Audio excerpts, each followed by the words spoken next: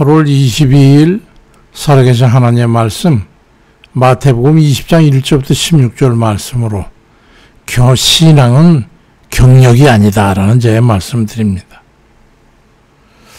이 세상에는 심지 않아도 거둘 수 있는 것은 없습니다. 직장에 다니는 사람들이 불만이 무엇인지 아십니까? 특히나 이 신입 직원들 공통적인 불만이 있어요. 이건 오래된 경력자들의 행패에 대해서 그렇습니다. 특히나 우리나라 직장에 상례화되어 있는 병폐이기도 하지요. 그래서 한 20여 년 전부터 진부한 그런 업무 자세를 타파하기 위해서 여러 가지 제도를 개선하고 정신 개조를 위해서 많은 노력들을 해왔지요. 그럼에도 워낙 고루한 사고방식이 고착화되어 있어가지고 아직도 여전히 여러 가지 시도 이전의 상태로 돌아가서 진부함이 더 좋아졌다는 그런 말을 들었습니다. 직장에서 경험이 중요하긴 하지만은 그 경험이나 경력이 업무 능력을 대변하지는 않는다는 것을 외면하고 오래된 경력만 우선해서 보수를 달랜다든가 직위를 부여해달라든가 이런 문제가 있으면 이해해야 되는데 모두가 그냥 통념을 따르는 데서 모순이 생기는 것 같습니다. 이 사회는 능력 위주의 사회가 돼야 된다고 누누이 모두 말을 하면서도 자기 자신은 거기에서 지어야 되는 거예요. 신앙에 있어서도 마찬가지예요. 주님께서도 그와 같은 사례를 들어서 말씀하셨죠. 기업의 총관리자가 볼 때 능력과 성실도 그리고 실적을 평가해가지고 그에 합당한 연봉을 결정하고 직위를 설정하는 데 고려하는 것인데 마태복음 20장 14절을 이해해 보니까 나중은 이 사람에게 너와 같이 주는 게 내 뜻이다. 그러면서 늦게 온 사람도 똑같은 임금을 줬다는 그런 내용이에요. 그러면서 내 것을 가지고 내 뜻대로 할 게 아니냐. 근데 내가 선하다고 네가 나를 악하게 보느냐? 이와 같이 나중된 자로서 먼저 되고 먼저 된 자가 나중되라고 말씀합니다.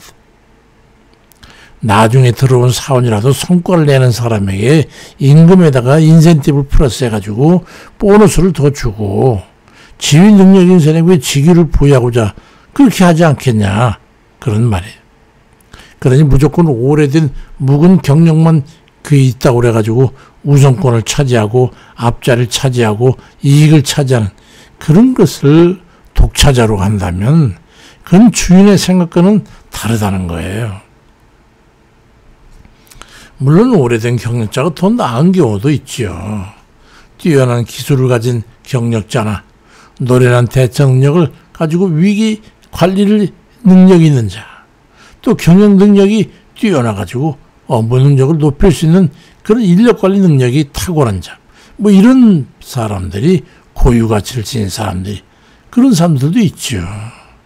그런 직원은 높은 연봉을 줘야 합니다. 우리 신앙의 경우도 마찬가지예요. 오랜 신앙 경력을 가진 이들 중에 귀한 가치를 지닌 사람들이 많죠.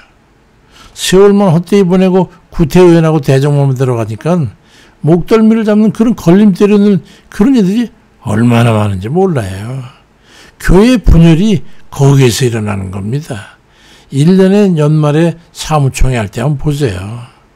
그 구태의원한 사람들이 말이죠. 모든 업무를 방해하고 가로막고 물고 늘어지고 도무지 교회에 대해 사도바울은 이해 아니고 아니하로는 없다고 했더니 그런 말도 도대체 기억이나 하는지 모르겠어. 그저 말 잘하는 사람이 모든 이목을 집중시켜가지고 뭘 그렇게 좀 한다고 말이죠. 모두 다 협조적이고 아멘을 하면 얼마나 좋겠어요. 인간의 심성이 신앙에도 영향을 미치는 것 같아요. 신앙생활도 유심히 살펴보면 사회인들의 직장생활과 그런 양태와 크게 다르지 않은 것을 알 수 있습니다. 비슷한 속성과 태도와 자세를 가지고 있다는 말입니다. 게으른 사람은 신앙생활하는 거 봐도 게으른 태도를 보이고 뇌직한 성격 가진 사람은 신앙생활에도 급할 게 없고 되면 되고 안 되면 말고 하는 그런 구태연한 자세를 가지고 있는 것을 보게 되죠. 그런데 그 중에도 돌연변이 같은 신앙의 변이종을 보게 되는 수가 있어요. 그건 하나님의 능력으로 됩니다. 거부할 수 없는 성령의 권능을 힘있게 되면 정신과 마음과 육신의 거듭나는 역사를 체험하고 변화된 경우 변이종이 나오는 거예요. 그저 뭐든지 열심히 하는 거예요. 로마서 12장 2절에 보니까 너희는 이 세대를 본받지 말고 오직 마음을 새롭게 함으로 변화를 받아서 하나님의 선하시고 기뻐하시고 온전한 뜻이 무엇인지 분별하도록 하라고 그렇게 성경은 말씀하고 있고, 또 고린도후서 5장 17절엔 그저 누구든지 그리스도 안에 있으면 새로운 피조물이라 이전 건 지나갔으니 보라 새 것이 됐다고 하는 말씀의 의미를 생각해야 합니다. 주의 말씀에 의해 변화를 경험하게 되면 습관적 속성에서 완전 탈바꿈하게 되고 이전 사람하고는 완전히 바뀌는 대변이를 겪게 되는 거예요. 우리에게는 어쩌면 그런 변이의 경험을 동일하게 모두가 다 필요로 하는 게 아닐까 생각해 보는 거죠. 호세아 10장 12절에 너희가 자기를 위하여 공의를 심고 인애를 거두라. 너희 묵은 땅을 기경해라. 지금 이곳 여호와를 찾을 때니 마침내 여호와께서 오사 공의를 비처럼 너에게 내리시리라고 말씀합니다. 우리 모두는 대부분 완전히 죽고 다시 사는 그런 혹독한 연단이 필요한지도 몰라요. 저는 때때로 기가 막힌 과거로의 회귀 그리고 완전히 죽었다고 믿고 있던 본능적 그런 속성이 드러나가지고 당혹스러운 결과를 맞이할 때, 그래서 어려움에 부닥쳐가지고 엎드려 기도하려 치면은 저 자신도 모르게 주님 저를 죽여주세요라고 그렇게 하소연하는 그런 기도를 할 때가 있어. 아직도 살아있는 못된 자아를 경험하게 될 때 좌절을 겪게 되는 거예요. 골로새 3장 5절에도 그러므로 땅에 있는 지체를 죽이라. 곧 음란과 부정과 사욕과 악한 정욕과 탐심이니 탐심 우상숭배라고 말씀합니다. 기도와 절제로 우리 육신을 쳐서 죽게 복종시키지 못하면 우리는 여지없이 좌절을 경험하게 되는 거예요.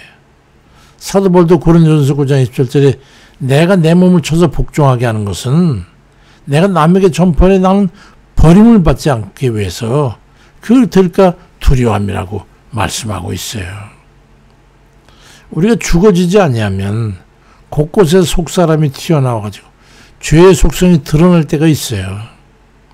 기도로 성령을 의지하지 아니하면 육신의 소욕과 본능적인 그 성격에 휘말려서 넘어질 때가 있는 거예요. 그래서 사도 바울은 에베소 4장 10절에 하나님을 따라 의와 진리의 거룩함으로 지으심을 받은 새 사람을 입으라고 말씀했습니다. 날마다 기도할 때마다 우리 자신의 한 일과 마음에 품은 생각을 돌아보면서 지체를 죽이는 그런 훈련을 통해 새로워지는 노력을 그렇게 경주해 나가야 될 것입니다. 돌이킨 이후에 심령이 어느덧 굳은 살이 배기고 딱딱해진 진흙밭처럼 굳어져가지고 돌짝 빠진 씨가 발화도 되지 않을 만큼 그렇게 굳어 딱딱해지고 못쓰게 됐다면 예수 그리스도를 믿기 전에 행동 양식과 사고와 마음을 갈아 엎어서 묵은 땅을 기경하듯이 갈아 엎어가지고 그 후에 그리스도의 말씀과 뜻을 심어 결실을 맺는 그런 믿음의 경작인들이 다 되시길 주의 이름으로 축원드립니다. 은혜로우신 아버지, 우린 도무지 왜 이런지 모르겠어. 마음은 있는데 왜 이렇게 자주 넘어지고 우리의 생각과 행동을 하고 보면 그 결과를 보면 엉뚱한 결과를 맺어가지고 결실을 맺어야 될 걸 결실 맺지 못하고 도무지 잘못된 씨앗을 심었는데 가지를 거두시 그런 결과를 맺을 때가 얼마나 많은지 모르겠어. 우린 도대체 언제쯤이나 제대로 된 삶을 살 수 있을까요? 주님, 우리를 긍휼히 여기시고 도와주셔서 주님, 주인의 마음에 꼭 합당한 그런 종들로, 그런 일꾼들로 다시 재정립될 수 있도록 은총을 베풀어 주시옵소서.